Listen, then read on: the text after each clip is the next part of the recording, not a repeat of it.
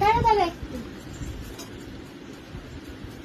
মোনা, রেজাল্টটা যেন ভালো হয়। যদি দেখেছি কোনো গন্ডগোল, ঘর থেকে বের করে দেবো তোকে।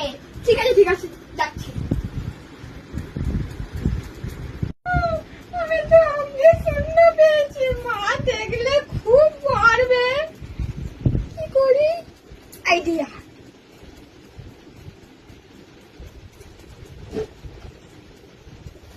ও মা, দেখো মা, আমি আমাকে 500 রেজাল্ট করেছি।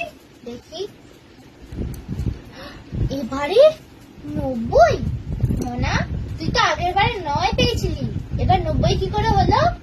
মা, আমি বড় হয়ে গেছি, তোমাদের দায়িত্ব তো আমাকে নিতে হবে। ওই জন্য আমি ভালো ভালো রেজাল্ট করতে শুরু করে দিয়েছি।